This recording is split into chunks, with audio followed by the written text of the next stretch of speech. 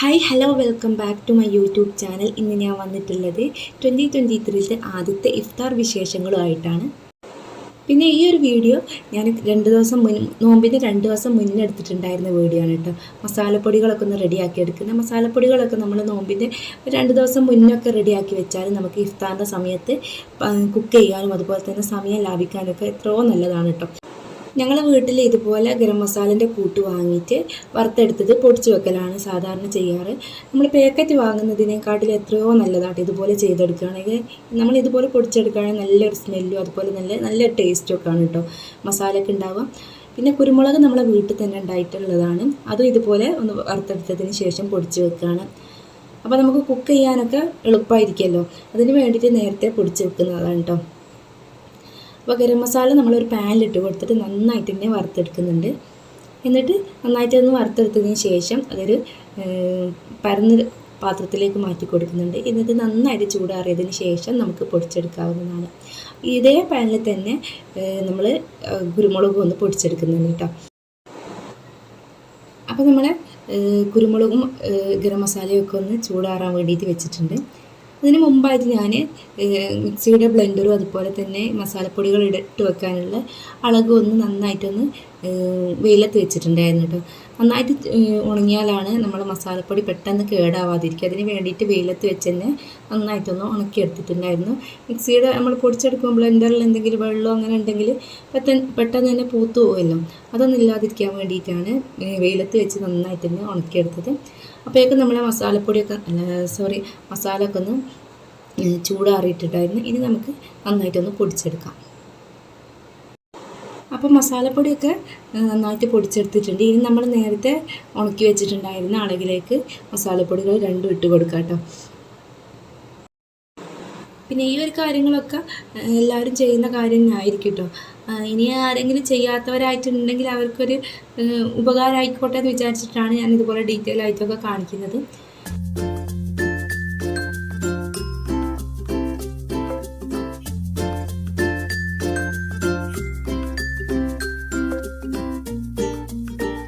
പിന്നെ അതുപോലെ തന്നെ ബാക്കിയുള്ള മഞ്ഞൾ, മുളക്, മല്ലി അതുപോലെയുള്ള കാര്യങ്ങളൊക്കെ ഞാൻ ഇതുപോലെ പെട്ടെന്ന് എടുക്കാൻ വേണ്ടിയിട്ട് നമ്മൾ സാധാരണ എടുക്കുന്ന കുപ്പിയിലേക്ക് ഇട്ട് കൊടുക്കുന്നുണ്ട് കേട്ടോ. ഇതാകുമ്പോൾ നമുക്ക് ഇങ്ങനെ ഒരു വലിയൊരു കവറൊന്നും ഇങ്ങനെ കഴിച്ചിട്ട് കളിക്കേണ്ട. പിന്നെ എന്ന് പറഞ്ഞാൽ നമ്മൾ എടുക്കുന്ന പൊടി പെട്ടെന്ന് കേട് വരാതിരിക്കുകയും ചെയ്യും കേട്ടോ. നമ്മൾ ഇതുപോലെ എടുത്തു വെച്ചാൽ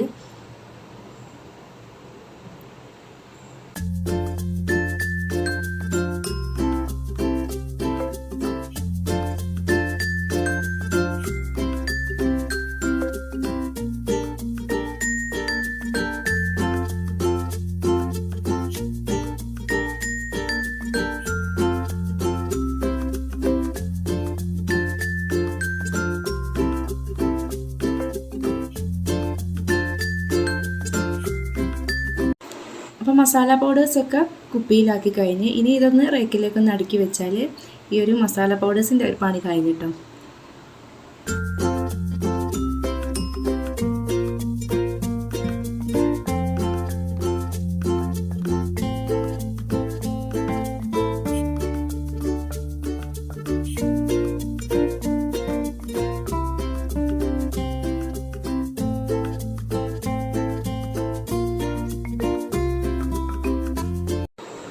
അപ്പം നമ്മളെ വീട്ടിൽ ഇഫ്താറിൻ്റെ സമയത്ത് നിർബന്ധമായിട്ടുള്ളൊരു കാര്യമാണ് കായ് പുഴുങ്ങിയത് കേട്ടോ, അല്ലെങ്കിൽ കായ്ക്കറി എന്നൊക്കെ പറയും. അപ്പോൾ കായ് ഇതുപോലെ തൊലിയൊക്കെ കളഞ്ഞിട്ട് ഇതുപോലെ ചെറുതായിട്ട് മുറിച്ചിട്ടിട്ട് അതിലേക്ക് മഞ്ഞൾപ്പൊടി, പച്ചമുളക്, പിന്നെ ആവശ്യത്തിനുള്ള ഉപ്പ്, പിന്നെ ആ ഒരു കായൊക്കെ മുങ്ങി നിൽക്കാനുള്ള വെള്ളവും കൂടി വെച്ചിട്ട് നന്നായിട്ട് വേവിച്ചെടുക്കുകയാണ് ചെയ്യുന്നത്.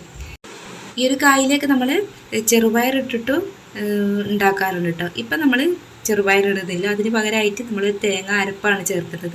അപ്പോൾ ഞാനിവിടെ കുറച്ച് തേങ്ങ എടുത്തിട്ടുണ്ട്. അതിലേക്ക് കുറച്ച് പെരിഞ്ചീരകവും പിന്നെ കുറച്ച് ഒരു 5 വെളുത്തുള്ളിയും കൂടെ ഇട്ടിട്ട് നന്നായിട്ടൊന്ന് അരച്ചെടുക്കുന്നത്. കുറച്ച് വെള്ളം ചേർത്തിട്ട് നന്നായിട്ടൊന്ന് അരച്ചെടുക്കുന്നുണ്ട് കേട്ടോ.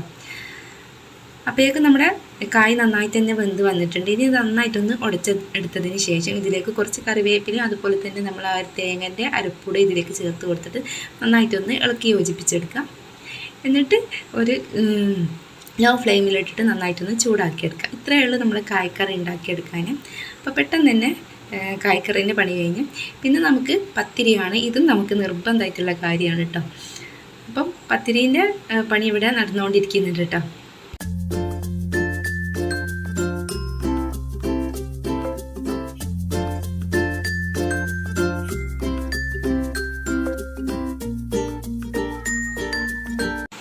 പിന്നെ അതേ സമയത്ത് തന്നെ ഒരു ഭാഗത്ത് നമ്മൾ അത്താഴത്തിനുള്ള ചോറൂടെ ഉണ്ടാക്കിയെടുക്കുന്നുണ്ട് കേട്ടോ. അപ്പോൾ ചോറ് നമ്മൾ പുറത്താണ് ഉണ്ടാക്കിയെടുക്കുന്നത്. അതും നമ്മൾ ഒന്നിച്ചാണ് ഉണ്ടാക്കിയെടുക്കുക കേട്ടോ. പിന്നെ നോമ്പ് തുറന്നാൽ ഇതിനൊന്നും കഴിയില്ല. അതുകൊണ്ട് തന്നെ നമ്മൾ നേരത്തെ എല്ലാം റെഡിയാക്കി വെക്കലാണ് ചെയ്യാറ്. അപ്പോൾ ചോറ് ഇവിടെ വെന്ത് വരാനായിട്ടുണ്ട്. പിന്നെ പത്തിരിക്കും നമ്മൾ ചോറിനൊക്കെ ആയിട്ട് നമ്മൾ മീൻ കറിയാണ് ഇന്ന് ഉണ്ടാക്കുന്നത്. പിന്നെ അത് സ്നാക്കായിട്ട് നമ്മളിന്ന് ഉള്ളിവടയാണ് ഉണ്ടാക്കുന്നത്. അതിൻ്റെ മാവ് ഇവിടെ കുഴിച്ച് വെച്ചിട്ടുണ്ട്. പിന്നെ നമ്മൾ തൈരും കൂടെ റെഡിയാക്കി എടുത്തിട്ടുണ്ട് കേട്ടോ. എല്ലാം ഞാൻ ഡീറ്റെയിൽ ആയിട്ടൊന്നും കാണിക്കുന്നില്ല. എല്ലാം നമുക്കറിയുന്ന വിഭവങ്ങൾ തന്നെയാണ്.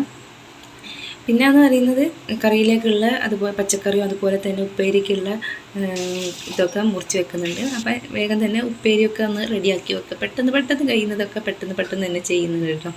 അപ്പോൾ അതൊന്ന് റെഡിയാക്കി എടുക്കാൻ വേണ്ടിയിട്ടൊന്ന് കടുക് പൊട്ടിച്ച് വെക്കുന്നുണ്ട്. ഇനി ഇതിലേക്ക് നമ്മൾ മുറിച്ച് വെച്ചിട്ടുള്ള ബീട്രൂട്ട് ഇട്ട് കൊടുത്തിട്ട് വേവിച്ചെടുക്കുകയാണ് ചെയ്യുന്നത്. ഈ ഒരു പണിയൊക്കെ കഴിയുമ്പോഴേക്ക് എന്നെ അതാ കിച്ചൺ നന്നായിട്ടൊന്ന് കച്ചറായിട്ടുണ്ട്. അപ്പോൾ അതൊന്ന് ക്ലീൻ ആക്കി എടുക്കണം. പിന്നെ പാത്രം ഒന്നും കുറേ ഒന്നുമില്ല കഴുകിയെടുക്കാൻ. നമ്മൾ ഓരോന്നും ചെയ്യുന്നതിനനുസരിച്ച് കഴുകി വെച്ചാൽ അത്ര ഭാരമായിട്ട് തോന്നില്ല കേട്ടോ പാത്രം കഴുകാനായിട്ട്. അപ്പോൾ ഇത് ലാസ്റ്റ് ഒന്ന് കുക്ക് ചെയ്തതിൻ്റെ പാത്രങ്ങളൊക്കെയാണ് ഉള്ളത്. അപ്പോൾ അതൊന്ന് പെട്ടെന്ന് തന്നെ കഴുകിയെടുക്കുകയാണ് ചെയ്യുന്നത്.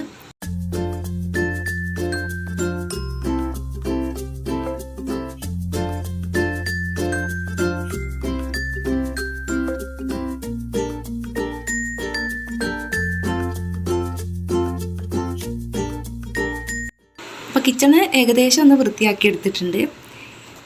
ഇനി നമുക്ക് ഉള്ളിവട ഉണ്ടാക്കിയെടുക്കാനുള്ള ഓയിൽ ചൂടായിക്കൊണ്ടിരിക്കുന്നുണ്ട്. അപ്പോൾ ഇതിലേക്ക് നമ്മൾ മാവ് കുറച്ചായിട്ട് ഇട്ട് കൊടുക്കുന്നുണ്ട്. പിന്നെ ഇതുപോലുള്ള മാവൊക്കെ നമ്മൾ 1 മണിക്കൂർ അല്ലെങ്കിൽ 2 മണിക്കൂറും നേരത്തെ ആക്കി വെച്ചാൽ അത്രയ്ക്കും ടേസ്റ്റ് ഉണ്ടാവും നമ്മൾ ആ ഒരു സ്നാക്ക് കഴിക്കാനായിട്ട്.